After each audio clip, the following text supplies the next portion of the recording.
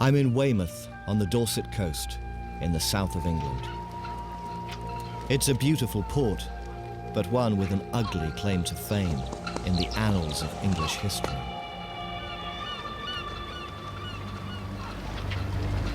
Let me take you back to the eve of the Feast of St. John, the 23rd of June, 1348. It was a festival of fertility. The wheat was ripening in the fields. Unmarried women were dancing. This was the one opportunity they had each year to flirt with unmarried men without the priests tut-tutting.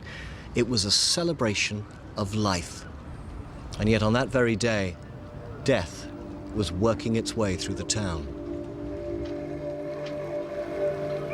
Carried here by some Gascon sailors from France, death came in the form of a bacillus, in the guts of fleas, perhaps on the body of one of the sailors, perhaps on one of the rats that scuttled down the gangplanks when the ship came into harbour.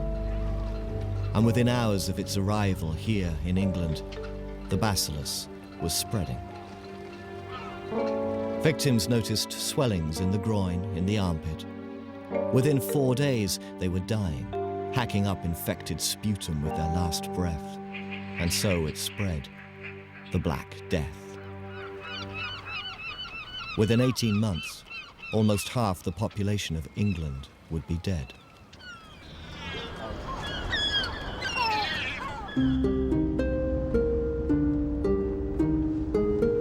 I want to examine the impact of the Black Death, both in the short and in the long term. And for this investigation, I'm moving east now to a different part of the country, to East Anglia, to Suffolk and Norfolk, and to the old medieval city of Norwich. Norwich once was England's second city.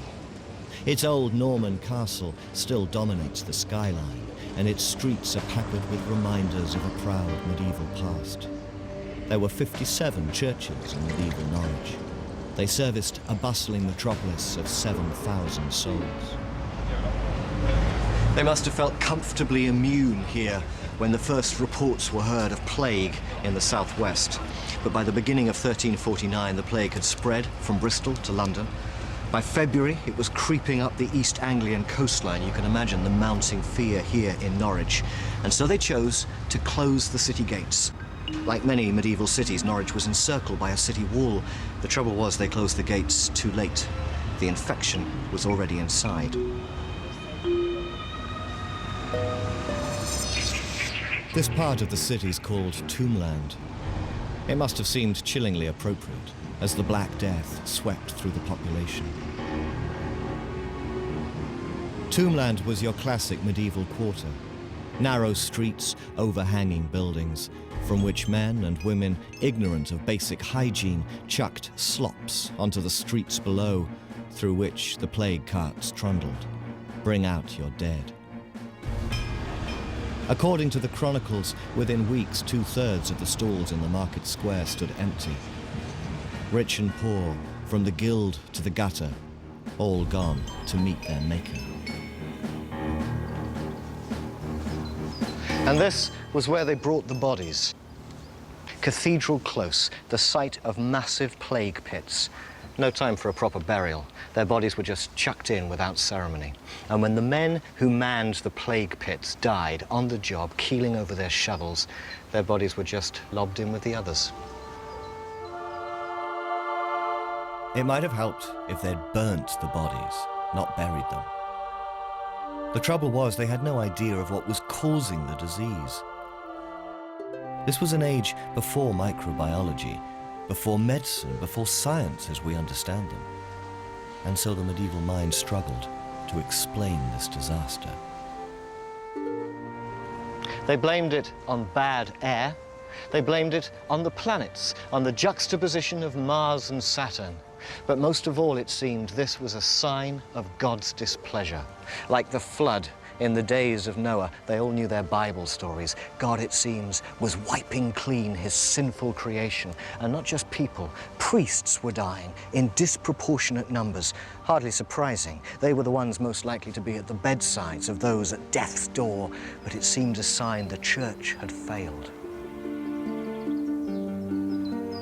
And so emerged an extraordinary sight. Lines of so-called flagellants, men and women weaving across the nation, whipping themselves, hoping through pain to earn God's favor.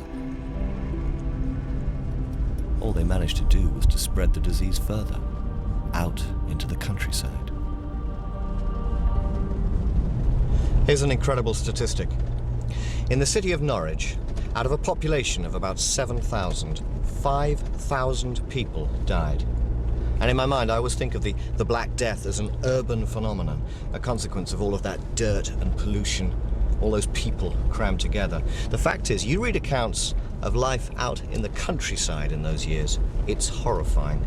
Bodies decomposing by the wayside, crops unharvested, rotting in the fields, cows with no one to milk them, lowing in distress, their udders distended, and whole villages deserted, ploughs and scythes rusting.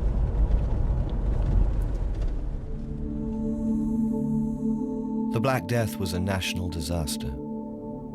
It would take 400 years for the population of England to climb back to pre-Black Death levels.